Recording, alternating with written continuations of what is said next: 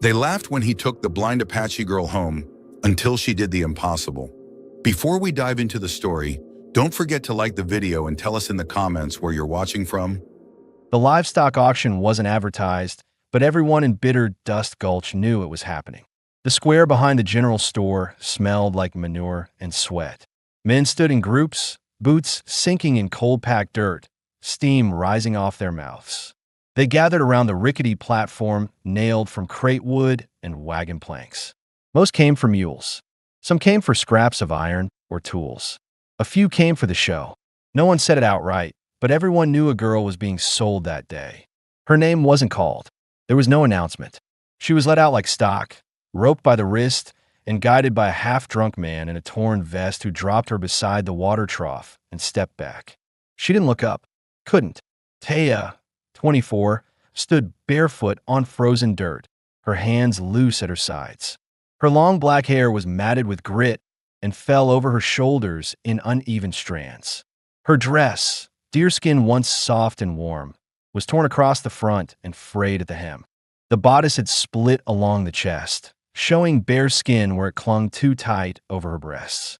A deep tear on the side left her outer thigh exposed when she shifted weight to keep from falling. She didn't try to fix the fabric. She just stood there. Her pale gray eyes were unfocused. The blank stare didn't drift or blink at the sound of voices. She'd been blind long enough to stop reacting to sound unless it was near. Her back remained straight.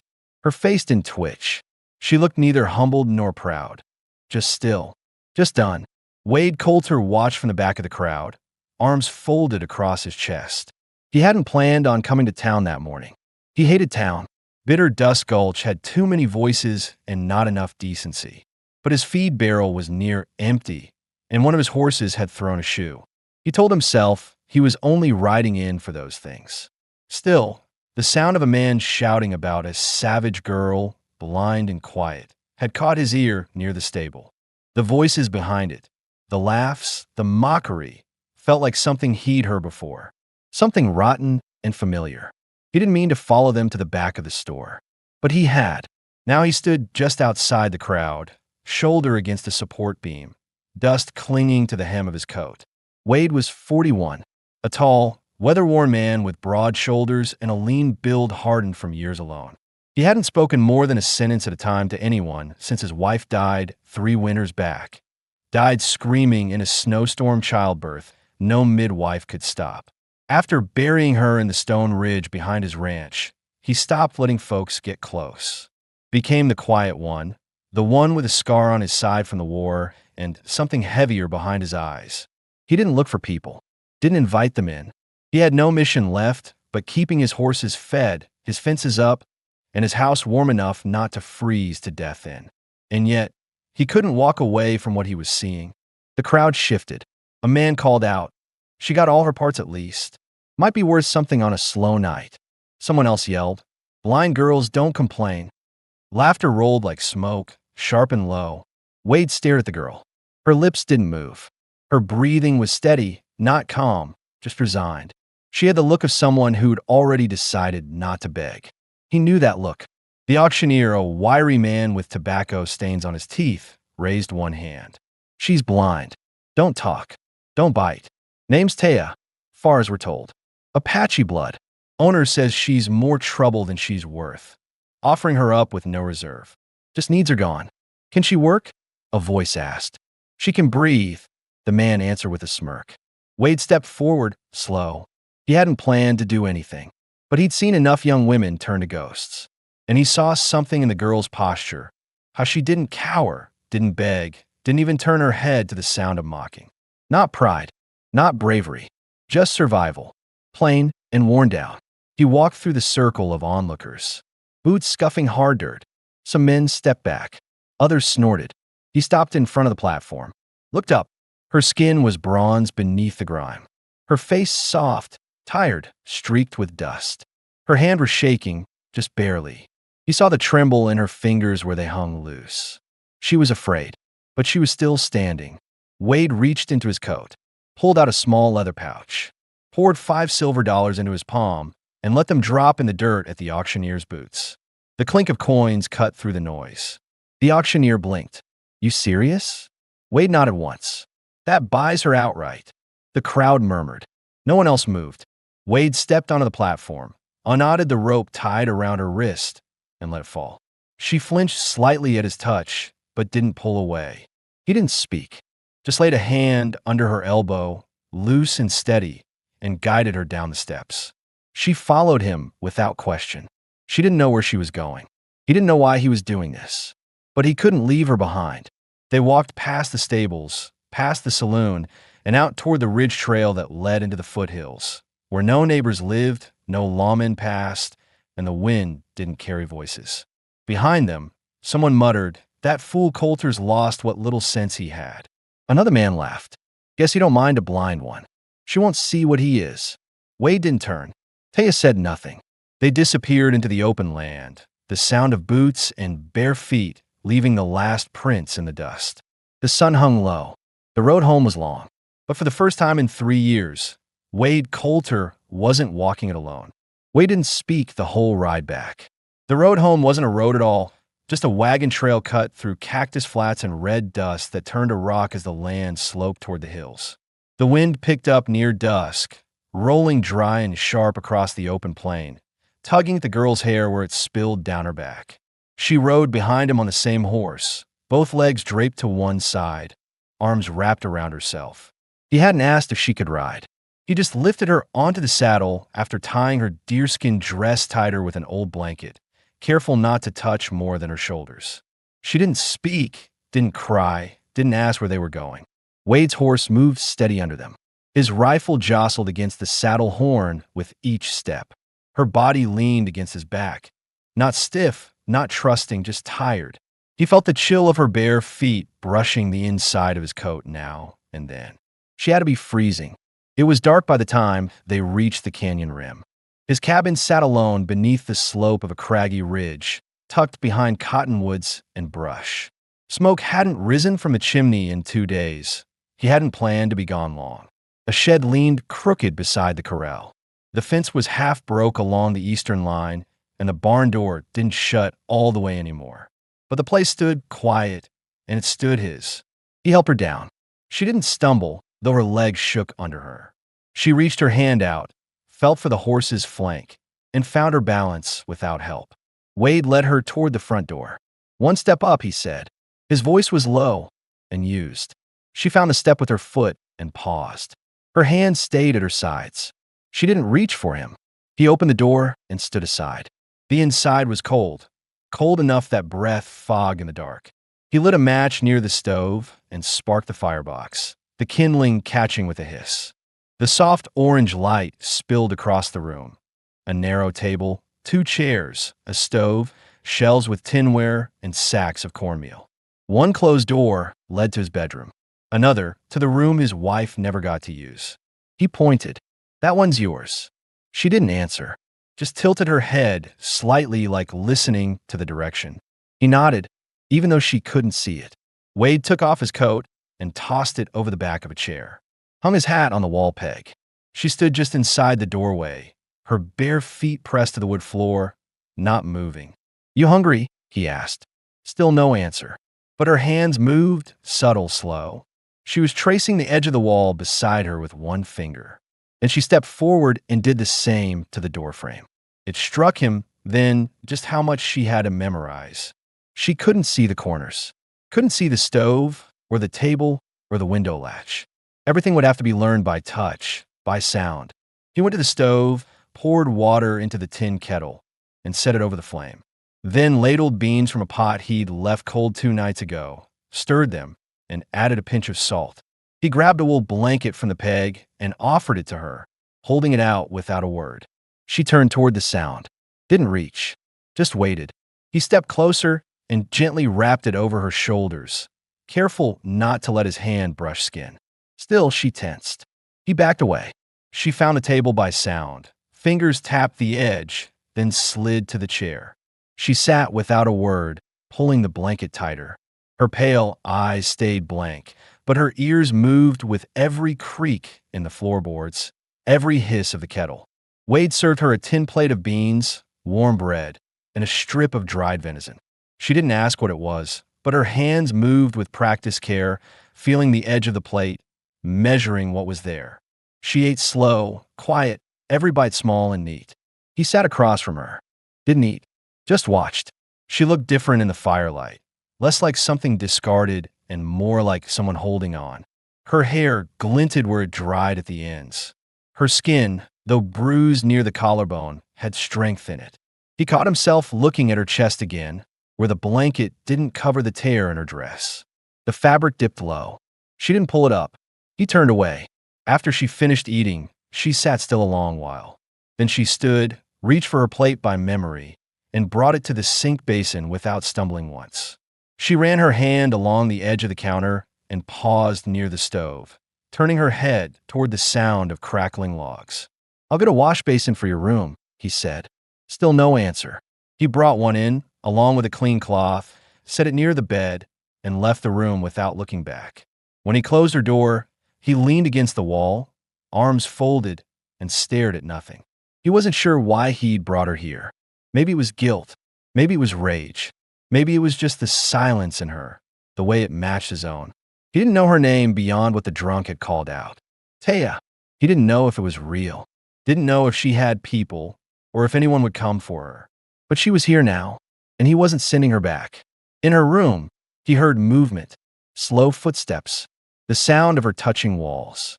Pacing off space, a creak of the bed as she sat, then quiet.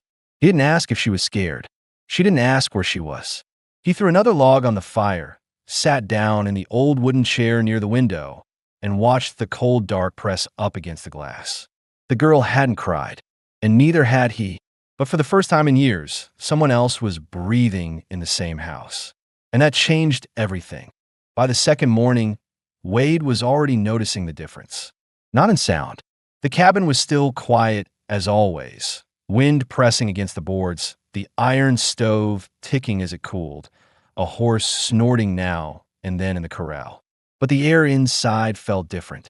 Touched, lived in. Taya hadn't spoken once, but she had moved. He woke at dawn, the way he always did, and found the cabin already warm. Not hot, but warmer than it should have been with the fire near out. He checked the stove and saw fresh ash. She'd risen before him, somehow found the kindling, and fed the flame. The kettle had water in it. The dry grain sack had been rolled down with the tie hung on the hook, the way he did it. Not a sound had woken him. When he opened her door, the room was empty. He stepped back into the main space and found her near the wall, one hand flat on the wood as she paced slowly from the hearth to the table. 8 steps. She turned. 8 steps back. She did this over and over. She wasn't lost. She was learning. He watched from a doorway as she mapped the room in silence. She tapped her toe at each corner, measured each surface. Her fingers brushed the table edge, then the back of the chair, then the edge of the stove. Her dress was still torn. The side rip showed the soft arc of her hip as she leaned slightly. The tear across the front hadn't been stitched. The blanket covered it last night, but now it hung from her shoulder, loose. When she turned toward the stove, the firelight revealed the top curve of her breast through the gap. Soft skin exposed beneath rough deerskin. Wade looked away. She paused. Her blind eyes turned toward him, just a small shift, but enough. He didn't speak, didn't move. She didn't either. Then she turned back and resumed counting. He lit the rest of the lanterns, made coffee, and set out bread and dried meat on the table. She found her way there without help, settling into the same chair she'd used the night before. Her fingers explored the edge of the tin cup until she found the handle. She sipped the coffee carefully, both hands steady. He noticed she didn't drink all of it. Saved the last few sips. Same with the bread. She folded a small corner in her palm, like she was used to saving what little she got. She was preparing for it to be taken. "There's more," he said quietly. Her head turned slightly at the sound. "You don't have to save it." Still no words. But she set the rest of the bread back on the table and finished the cup. After breakfast, she went to the side shelves and began touching the jars one by one. Her hands were slow, but not unsure. She picked up a sack of beans, weighed it, then set it back exactly where it had been. Then the broom. She found it behind the door, tested its length with her foot, then began sweeping the room inch by inch. checking every corner with her fingers before each pass. Wade watched all of this from outside, sitting on the porch with a mug in hand. He didn't understand her yet. Didn't know if she was planning to run the moment she found the door unlatched. But she was trying to live in the space, not just hide. That told him something. In town, no one had asked what he planned to do with her. They'd all assumed the same thing. And maybe part of him had wanted to believe he was just doing a kindness. That 5 silver coins was a cheap way to clear his conscience from watching too many women mistreated and ignored. But the truth was clear now. He hadn't brought her here out of pity. He'd brought her because something in her refusal to break mirrored his own. By midday, she had begun moving outside. He hadn't planned to let her near the yard yet. Too dangerous. Uneven ground, loose nails, splinters. But when he went to check the barn, he heard the soft sound of her steps along the side of the house. She was barefoot, feeling each board with her toes. Her hands trailed the wall as she moved, pausing at every change in the grain or bend in the wood. She made it halfway to the chicken coop before he stopped her. "Too far," he said, not harsh, just firm. She stopped immediately, turned slowly, didn't backtrack, just stood still, waiting. He walked to her and held out a hand. She didn't take it. Instead, she stepped carefully in the direction of his voice and returned to the door without leaning on him once. That evening, he set out a basin of warm water and left her a clean cloth, folded on the bed. He didn't ask if she needed help. She didn't ask for any. The next morning, she was awake before him again. She boiled the water. She swept the floor. She fed the chickens with careful hands, following the same path as the day before. And she began grinding grain on the old stone mill in the corner, moving the pestle slow and steady with both hands. Wade stood near the window, unsure how long he'd been watching.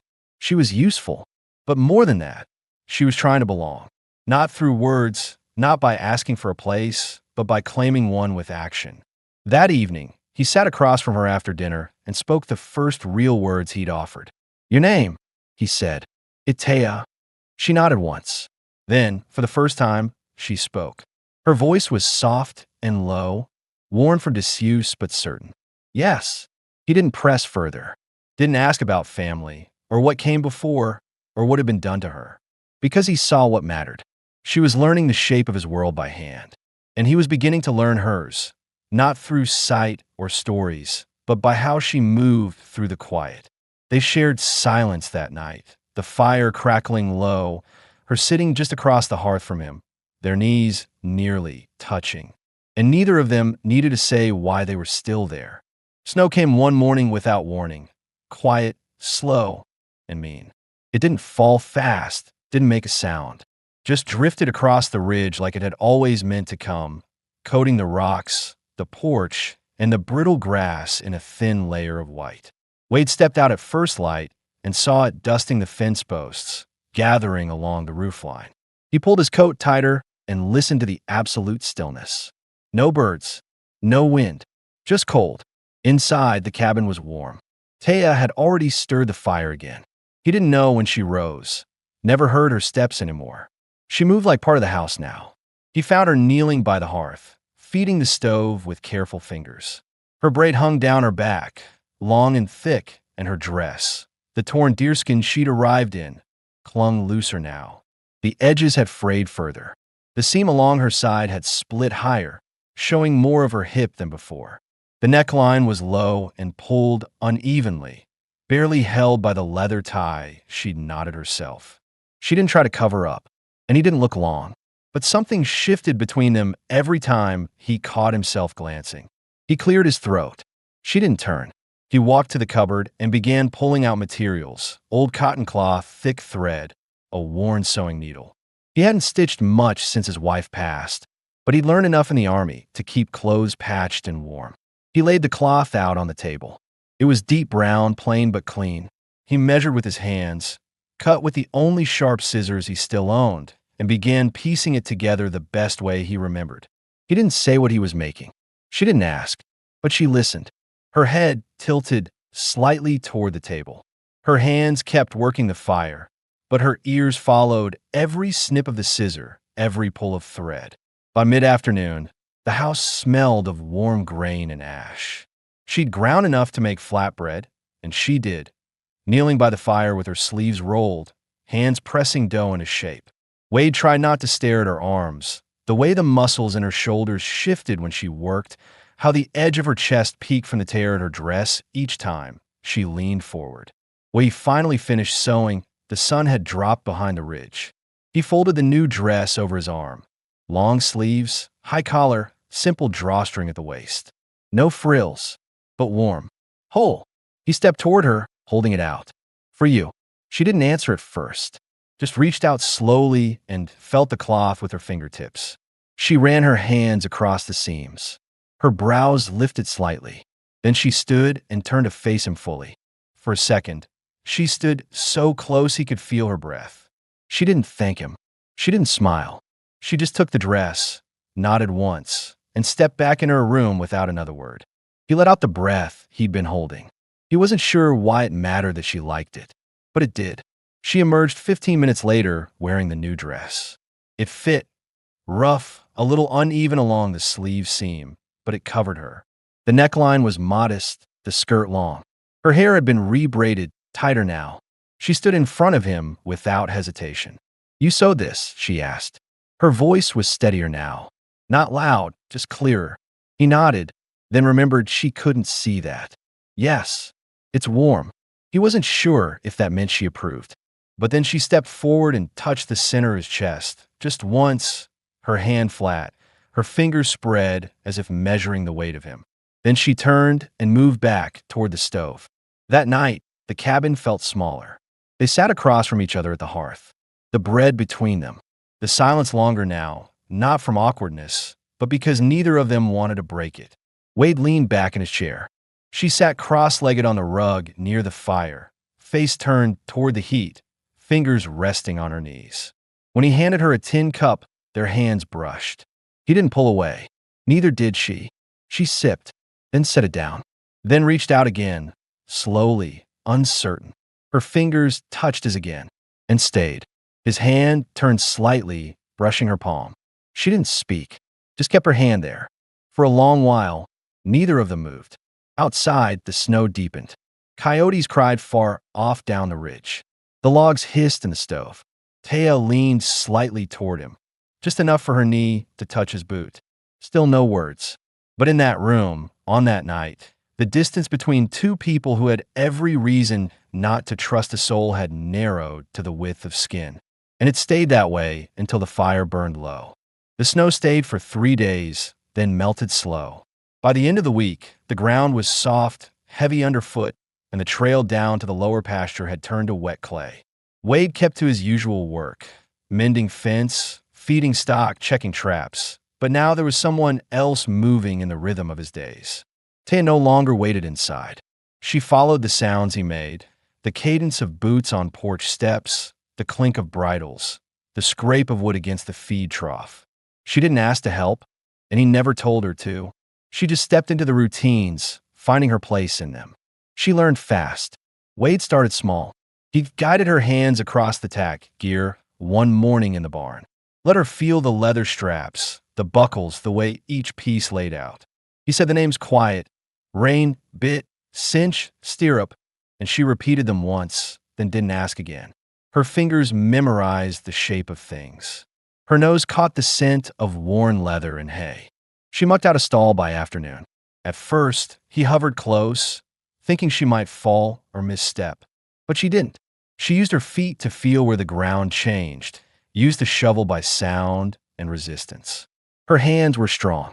When she finished, she leaned the tool back exactly where he kept it, without being told. He stood watching longer than he should have. That evening, after supper, they sat in front of the fire like always.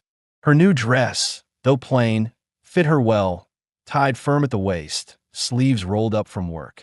Her skin was cleaner now, the bruises fading. Her cheeks fuller.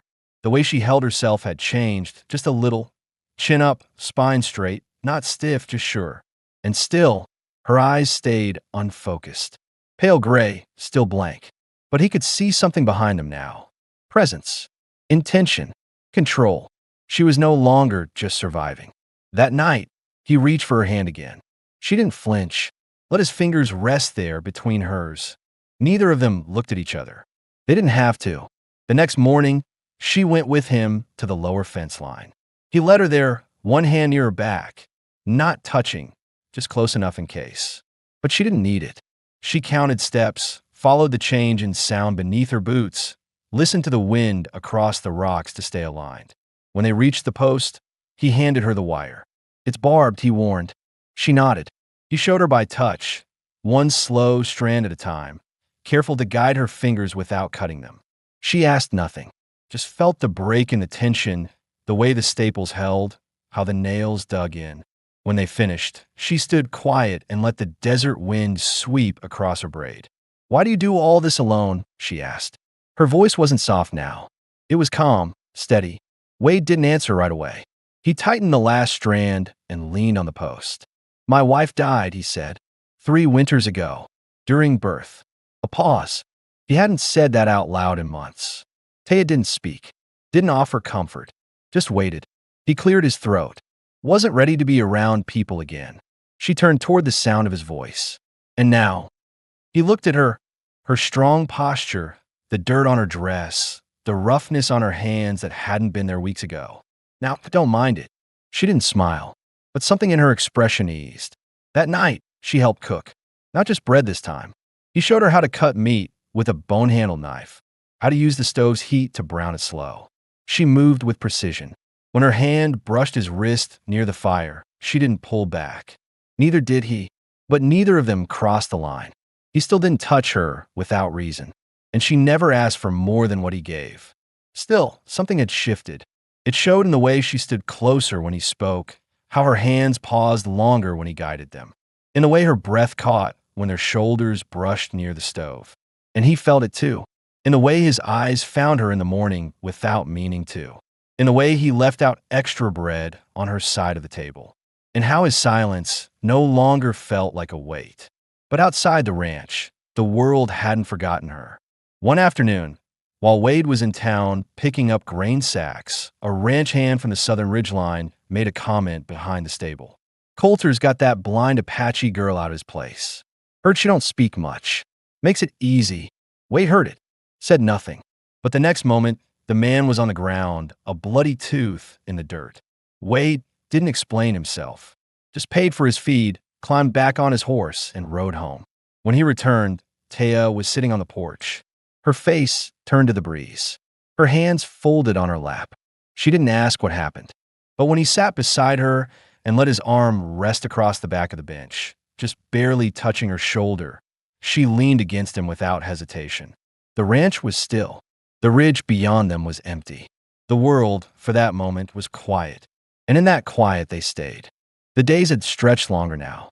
Winter hadn't gone, not fully, but the nights no longer bit so hard, and the mornings carried more light.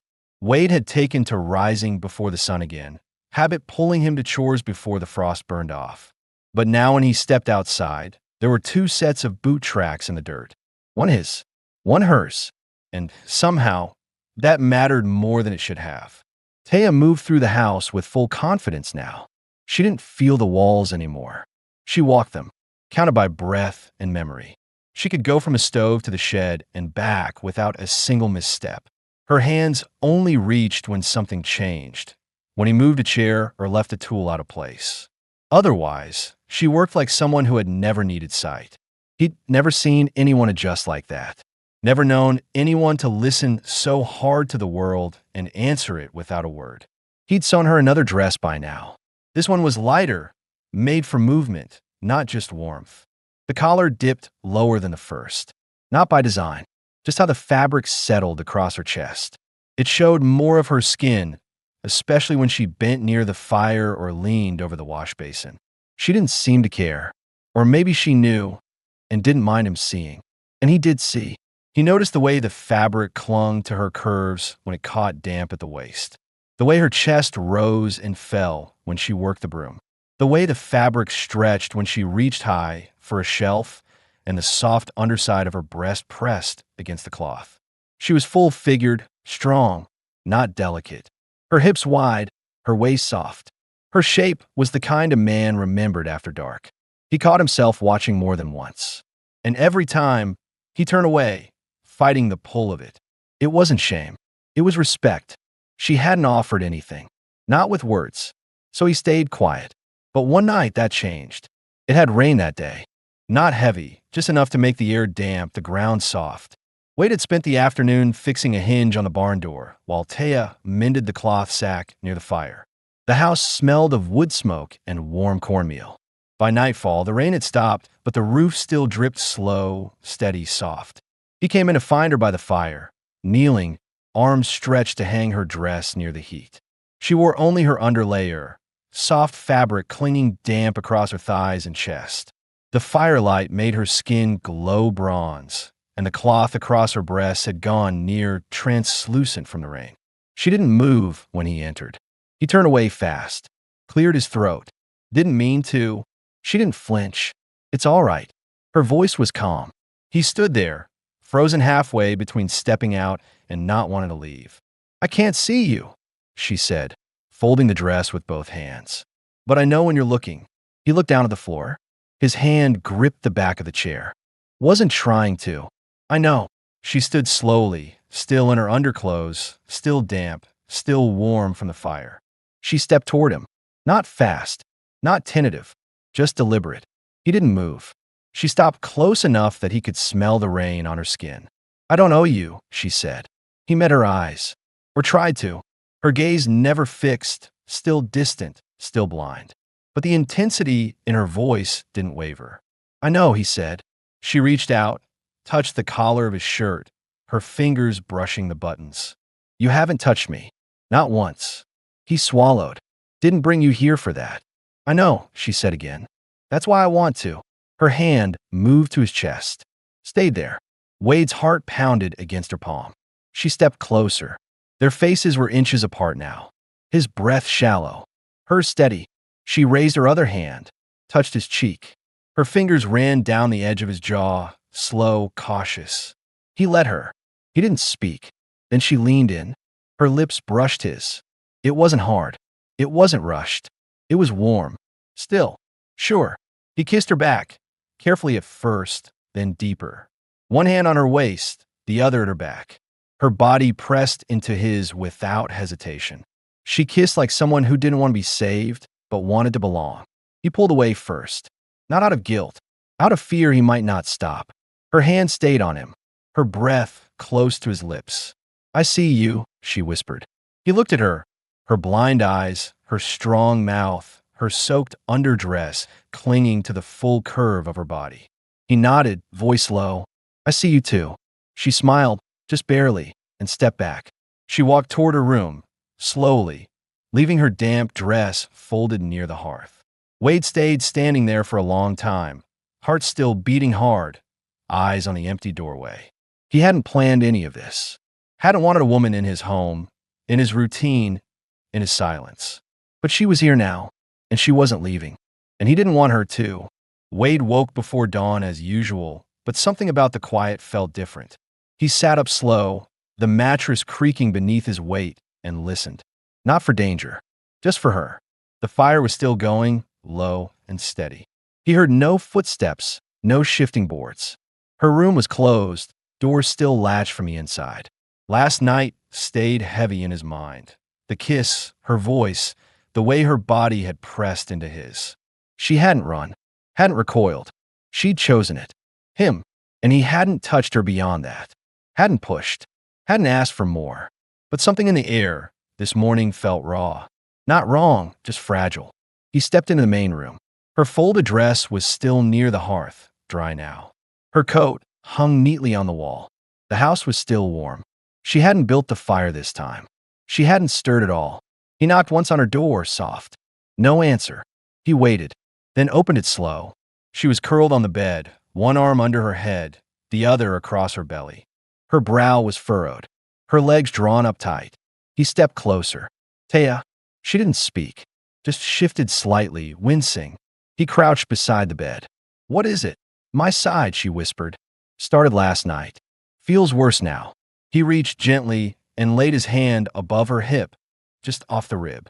Her skin was warm, too warm. Beneath the dress, he could feel the slight tremble of her muscles, the tightness in her breath. Did you fall? He asked. She shook her head. Don't think so. It could have been a pulled muscle. Or something deeper. Infection, maybe. She'd been out in the rain. The chill might have settled in. Wade stood. He wasn't a doctor, but he'd learned enough from field medicine in the war. He moved quick and quiet. Heated water, fetched a cloth, steeped dried herbs in the tin pot, added willow bark where he could. He crushed a root and mixed it with water, laid a warm compress across her side. She didn't flinch, just breath shallow. He sat beside her, hand resting lightly over the blanket. I'll stay right here, he said. She nodded. You're not alone. Her hand found his beneath the blanket, gripped it. Later that day, her fever rose. Not dangerously, but enough to worry him. He kept cool cloths on her forehead, helped her sip from a tin cup, and sat close while she dozed in and out. She didn't speak much. Only once did she whisper, I thought I was strong. He answered without hesitation. You are. She squeezed his hand. That night, she woke in the dark and called his name. Not loud, just a whisper. He was already beside her. She turned toward him, eyes still blind, but full of trust. You stay. I told you I would. You always this steady. He let out a breath. Not always. But with you, yeah.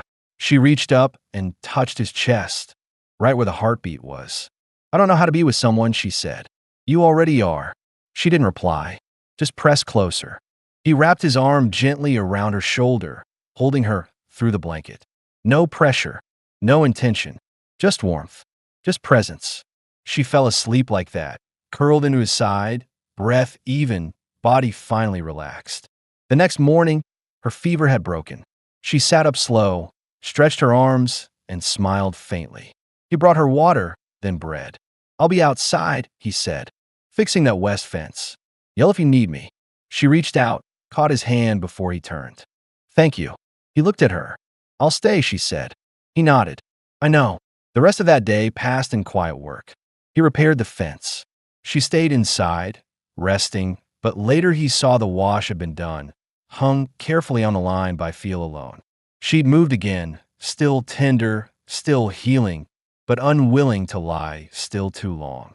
That night, she stood barefoot near the hearth, wearing only the lighter dress he'd made, her hair down across her back. She found him with her hands, touched his face, then his neck, and kissed him again, not from desperation, not to repay anything, just because she wanted to. And this time, when he held her, she didn't pull away. Their breath filled the small space between them. The kiss deepened, her body soft against his. Their hands slow, certain. They didn't speak after. They didn't need to. They just sat together on the edge of the bed, her head resting on his shoulder, the sound of the wind through the cracks in the wood, the warmth of the fire behind them. It had taken weeks of silence, of survival, of staying. But now, she wasn't surviving here. She was living. With him. The warning came just after sunrise. A rider from the northern ridge blew through town with a busted lip and a bullet in his shoulder. He barely stayed in the saddle long enough to get the words out. Raiders. 5 miles back. Heavily armed. Taking livestock. Shot up the Creighton place. Then he collapsed in the dirt, unconscious. Bitter Dust Gulch fell into panic. The sheriff wasn't in town. Hadn't been for 3 days. The deputies were green and frightened. Storefronts locked up fast. The saloon went quiet. Most men grabbed whatever rifles they had and tried to form a line in front of the feed store, but nobody was in charge. Wade Coulter was shoeing a mule when he heard the news. A ranch hand from the edge of town rode out to the cabin to tell him. Wade didn't speak. He just wiped his hands, loaded 2 rifles, checked his colt, and saddled his best horse. You don't owe them, Taya said, standing in the doorway, her braid falling over one shoulder. No, Wade answered, but it ain't about owing. She stepped toward him, barefoot in the dirt. Be careful. He looked at her, at the certainty in her blind eyes, at the way her fingers curled slightly at her sides like she wanted to reach for him, but wouldn't stop him. I'll come back, he said. He kissed her on the forehead. Then he rode. The raiders didn't hit town direct. They circled in first, picked off a few outbuildings, scattered some livestock, set fire to a wagon. Wade found the others near the stable, crouched behind crates, panic in their voices and sweat on their faces. He didn't talk much, just took charge told them where to post up, which windows to cover, who had the best sight, who should stay behind. When the first gunshots rang out, Wade was already moving toward them. His rifle cracked once, twice, and one of the raiders dropped like a sack of stone. But there were more. 5, maybe 6 total. They came in hard, fast, firing wild. Wade kept low, shot straight, took a bullet through the upper arm midway through, another grazing his ribs. He didn't stop. He dropped 3 more before the rest fled. When it ended, the street was filled with smoke and the smell of blood. 2 men were dead. One of them had never held a gun before. Wade didn't collapse until the others were cheering. He hit the ground with a thud, one hand pressed to the gash in his side. The last thing he saw before the dark came was the sheriff's chair tipped over in the street and the feed store door swinging open in the wind. When he didn't return by nightfall, Taya knew something had gone wrong. The town was a full 15 miles away. Rough land, no marked trail, coyotes and snakes between here and there. The sky was clouded, stars half covered. She didn't hesitate. She pulled on her boots, tied her hair, and packed water and bread into a sack. She didn't take a weapon. She couldn't shoot, couldn't see, but she remembered the sounds Wade had described to her on quiet nights. The slope of the ridge, the curve of the arroyo, the scent of the mesquite trees where the path split toward the river. She knew every sound the land made. She walked straight into the night. Her feet followed vibration and instinct. Every step measured. She counted by feel, counted the slope beneath her heels, the dryness of the wind against her cheek, the angle of the breeze. She moved without fear. Once, something slithered near her ankle. She froze, waited, moved again. Twice, she lost the path, fell, cut her hand on rock. She kept going. When morning broke, her boots were soaked through with dew. Her legs ached. Her throat was dry, but she kept walking. By noon, she heard voices, the rattle of a wagon, hooves on packed dirt. A soldier shouted, "What the hell, ma'am, stop. Are you lost?" She turned toward the voice, breath heaving. "My husband," she said. Bitter Dust Gulch. "Shot. He saved the town. They need help." The sergeant stared at her, dirt covered, bleeding from her palm, dress torn at the hem, eyes gray and unfocused. "You're blind," he said, stunned. "Yes," she answered. "But I found you, didn't I?" They rode hard. By the time they reached the town, it was nearly sundown. Taya rode in front of the lead soldier, her hands gripping the saddle horn, her jaw clenched. Wade was alive. Barely. They'd carried him into the church, where it was cool and dark. Someone had wrapped his wounds, but the bleeding hadn't stopped right. The town's only medic was drunk. The moment Taya stepped into the doorway, the room went still. She didn't speak, just walked straight toward him, past the gawking faces, past the whispering women, and knelt beside him. His face was pale, his shirt soaked through.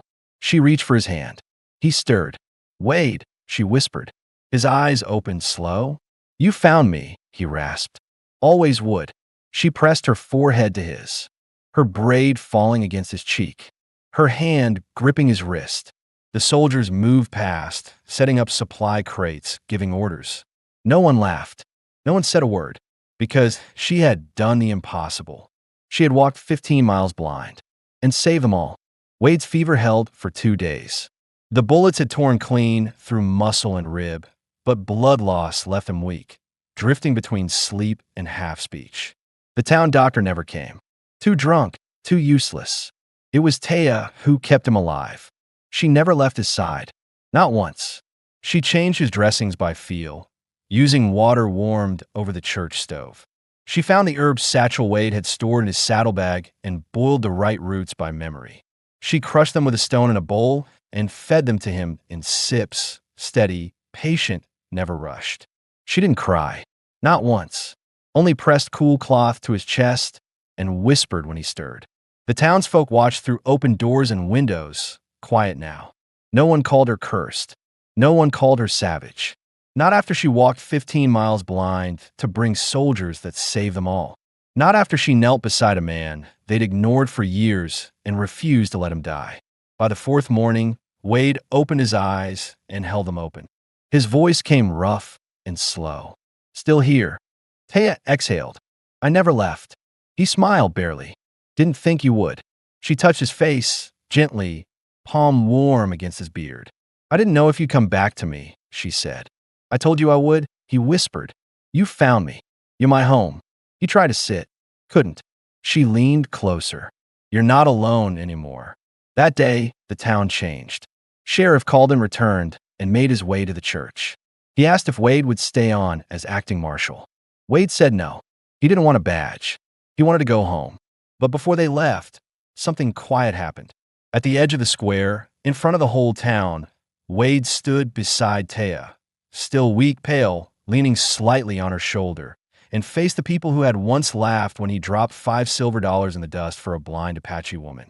He took her hand, held it high. No one laughed now. No one dared. They rode home the next morning, slow, steady. Taya sat behind him, arms wrapped around his waist, her face pressed against his back. He still moved stiff from the wounds. She still leaned carefully, guiding him when his strength faltered. The cabin looked the same, but nothing about it felt the same.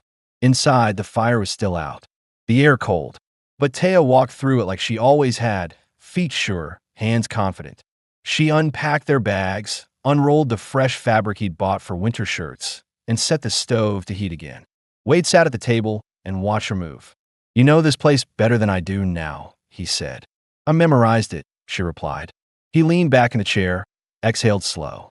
You want to stay? She walked toward him, stopped just in front of where he sat. I told you before, she said. You're my home. He looked up at her, face soft, eyes glassy. I don't have much, he said. You gave me everything, she answered. A room, a name, a reason to stay alive. He took her hands, pulled her gently into his lap, arms circling her waist. Her hands found his face again, feeling every scar, every wrinkle, every crease worn by years alone. I want to marry you, he said. Not out of debt, not out of thanks. Because I love you. She was quiet for a long moment. Then her hands cupped his face. I see you, she whispered. I always have. They kissed, slow and certain, as the fire cracked back to life behind them. Weeks passed. The snow came again, soft and quiet, but the cabin stayed warm. Wade healed. Taya tended the animals. She wore a simple band on her finger, silver, smooth, cut from a coin he'd once dropped into the dust for her. And every time he touched her hand, he remembered where it all began. Not with words, not with rescue, but with staying. They built a garden in spring, repaired the barn. She stitched his shirts while he read to her by the stove in the evenings. Her fingers would find his whenever he paused, and he'd keep going just for her. No more townsfolk spoke ill of her. Children waved when they passed. And by summer, Wade had finished building a second room on the cabin's north end. He called it the nursery. She never asked how he knew. He just did. And she never needed to see his face to believe him, because everything that mattered was already clear.